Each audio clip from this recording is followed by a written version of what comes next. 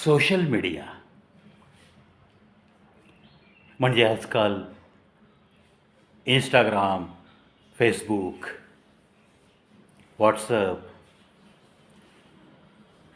असे अनेक जे म्हणून सोशल मीडियाचे ॲप वापरले जातात.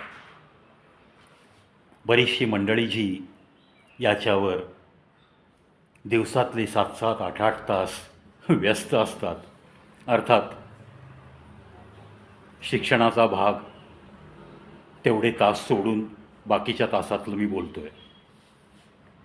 बरीच मंडळी त्यातून ज्यांचं शिक्षण संपलं आहे, नोकरी संपली आहे, ती मंडळी तर अक्षरशः टाईमपास म्हणून याचा वापर एकदा शिकले की मग त्यांना घरात अवतीभोवती कोण आहे, कोणी नाही, किंवा आपलं या छताखाली राहणाऱ्या माणसांची काही नातं आहे, या गोष्टींचासुद्धा हळूहळू विसर पडायला लागतो. अर्थात मी जे काही बोलतो आहे त्याच्यानंतर काही लोकांना खूप मनाला यातना होतील, बोचेल, पण ही वस्तुस्थिती घराघरातून आजकाल दिसू लागली आहे.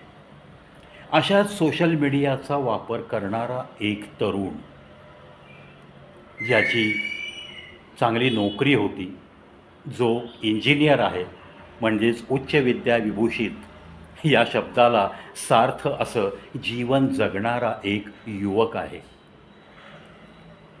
सोशल मीडियावरती तुम्हाला कोणी फॉलो करो किंवा ना करो, अशी जर मानसिकता असेल तरच तो व्यक्ती सोशल मीडियाचा योग्य रीतीने वापर आनंदाने करू शकतो.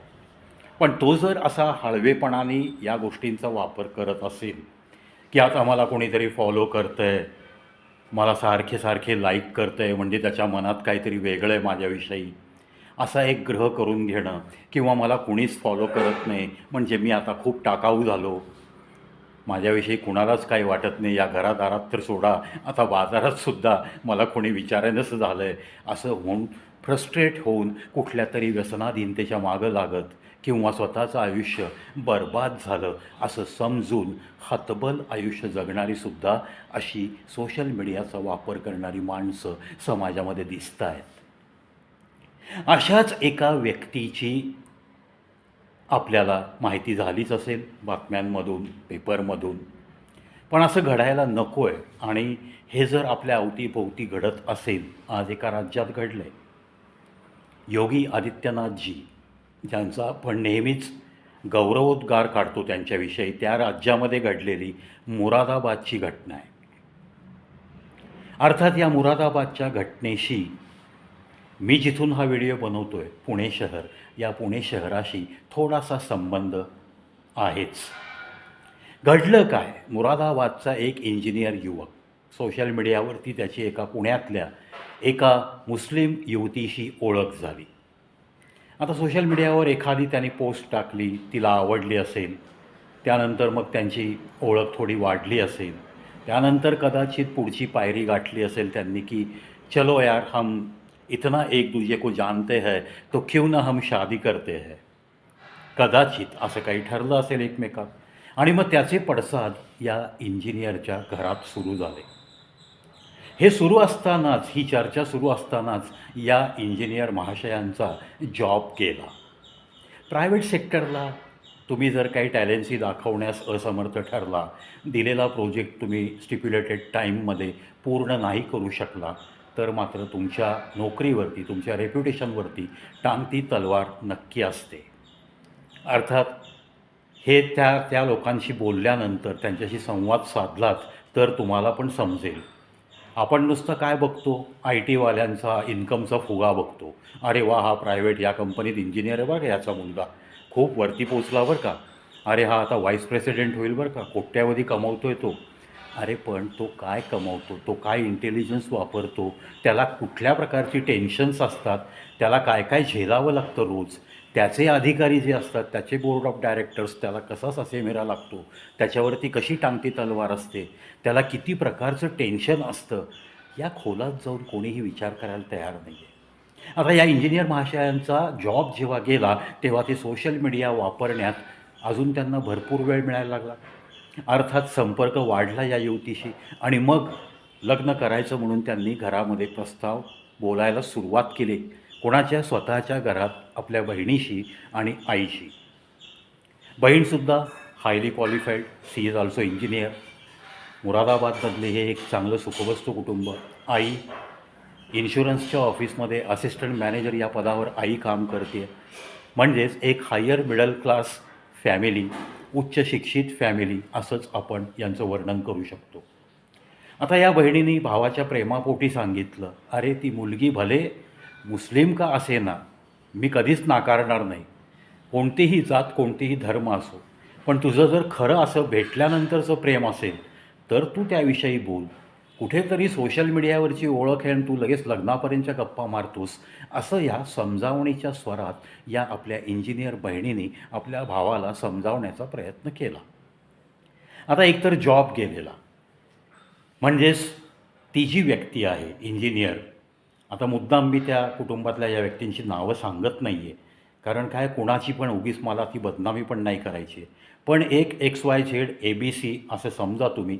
ABC ही बहीण आहे, XYZ हा भाऊ आहे. ह्या XYZनी जे काही ठरवलं ते पटलं नाही इतकंच या ABC बहिणीने त्याला सांगितलं. बहिणीचं कर्तव्य तिने पार पाडलं. शेवटी जीवाभावानी 25-26 वर्ष एका छताखाली राहिलेले भाऊ बहीण, त्यामुळं ती अर्थातच आपल्या भावाचं चांगलंच चिंतणार ना, नो डाऊट ॲट ऑल. त्यामुळं तिने जे काही सांगितलं त्याचं त्याने इतकं सिरियसली घ्यायला नाही पाहिजे होतं. सिरियसली पॉझिटिव्हली घ्यायला पाहिजे होतं. खरोखर नीट विचार करायला हवा होता, आपण तिला भेटलो आहे का, तिचा आणि माझा स्वभाव जुळला आहे का खरंच, का केवळ आपण एक 10-20 पोस्ट टाकल्या आणि त्याला तिने लाईक दिलं, तिने काही कॉमेंट्स पॉझिटिव्ह केल्या, याचा अर्थ आपण असा काढतो आहे का, आपल्याला आयुष्य बरोबर काढणं जमणार आहे का. बरं सध्या आता माझा जॉब गेला आहे तरी पण ती लग्नाला तयार होईल का, तिला आपण सांभाळू शकू का, हे सगळे सकारात्मक विचार त्याच्या स्वतःच्या मनात यायला हवे होते. Looking to his high qualification मी हे मत प्रदर्शित करतो आहे. पण असा हा सोशल मीडियावरच्या प्रेमामध्ये अतिशय आंधळा झालेला हा एक क्वालिफाईड युवक पाहिला की मग मनामध्ये संतापाची लाट येते. काय करावं त्याने असाच ग्रह करून घेतला की माझ्या बहिणीला माझं चांगलं झालेलं पाहवत नाही, मी तिच्याशी लग्न करतो आहे, याच्यामध्ये आडकाठी माझी बहीण आणते आहे. झालं हे त्याच्या डोक्यामध्ये भिनलं गेलं आणि नोकरी गेल्यामुळं फ्रस्ट्रेट झालेला हा माणूस त्याने बहीण घरी येताच किचनमधला चाकू आणला आणि बहिणीवरती 1 नाही 2 नाही 84 वार केले. त्यावेळेस नेमकी आई घरात नव्हती. त्यानंतर तो आईच्या ऑफिसच्या सुटण्याच्या वेळेस थोडंसं आधी ऑफिसमध्ये गेला आणि आईला बोलला की आई चल ना घरी, तुला एक सरप्राईज द्यायचं आहे. आईला काही समजलं नाही. त्या बिचारीने तिच्या बॉसला वगैरे सांगून वेळ काढला आणि त्याच्याबरोबर घरी आली. घरी पाहतात तर काय, अक्षरशः काही भागाचे तुकडे तिचे पडलेले आणि रक्तबंबाळ अवस्थेत आपली पोटची लेक मृत अवस्थेत पाहून त्या आईने हंबरडा फोडला. ह्या माशयांचं बहिणीवर वार करून काही भूक भागली नाही म्हणून त्यांनी त्या चाकूने परत आईवर वार करायला सुरुवात केली. म्हणजे आपली जन्मदात्री आहे हे सुद्धा तो या सगळ्या भ्रमात विसरला. जगण्याची सुद्धा लायकी नसलेली ही व्यक्ती असंच आपण मानू. आईवर सुद्धा सपासप वार केल्यावर आईला धोका लक्षात आला आणि ती तिथून आरडाओरडा करत सैरावैरा पळत सुटली आणि कसं तरी स्वतःचा बचाव तिने केला. सध्या ती ॲडमिट आहे आणि ती मृत्यूशी झुंज देते आहे, पण डॉक्टर लोक तिला वाचवण्याचे शर्थीचे प्रयत्न करत आहेत असं समजतं. सोशल मीडियाचा अतिरेक आणि नको तसा वापर आणि मग त्यातून काही झाला तरी काहीतरी मनाचे गैरसमज करत जगणारी अशी काही क्वालिफाईड युवक पाहिले तर मात्र खूपच मन खिन्न होऊन जातं. घडलेली घटना अतिशय हृदयद्रावक आहे. या इंजिनियरला आता यथावकाश पोलिसांनी पकडलं आहे. जे काही ते कायद्याच्या चौकटीत बसून त्याला शिक्षा व्हायची ती होईल, परंतु अशा पद्धतीने जर आपल्या आसपास कोणी असा युवक आउट ऑफ फ्रस्ट्रेशन वागत असेल तर मात्र आपण त्याच्याशी चर्चा केली पाहिजे. त्याला त्याच्या मनाच्या खोलापर्यंत जाऊन त्याला समजावण्याचा प्रयत्न इतर नातेवाईकांनी सुद्धा केला पाहिजे. असं निक्षून सांगावंसं वाटतं. कारण आजचं हे सोशल मीडियाचं जग आणि त्यातून येणारं हे टोकाचं नैराश्य हे त्या माणसाला कुठपर्यंत घेऊन जाईल याची काही शाश्वती राहिली नाही. जे काही घडले उत्तर प्रदेशमध्ये ते सरकार मस्त खंबीर आहे. यातून जे काही व्हायचं आहे ते न्यायाच्या चौकटीत बसून त्याला शिक्षा होईल. परंतु एक मुलगा आपल्या आईवर सुद्धा चाकूचे वार करतो, एक भाऊ आपल्या सख्ख्या बहिणीला सपासप 84 वार करून तिचे तुकडे करू शकतो, हे ऐकूनच मन खूप खिन्न झालं आहे. मानवी नात्यांचे काही कंगोरे आता सध्याच्या जगात राहिलेत की नाही अशीच शंका उपस्थित होती आहे. अशी काही ज्वलंत उदाहरणं जेव्हा कानावर येतात, जेव्हा पाहायला मिळतं असं काही, तेव्हा मात्र मन खूप खिन्न होतं आणि समाज नक्की कुठल्या दिशेला चालला आहे हेच समजून येत नाही.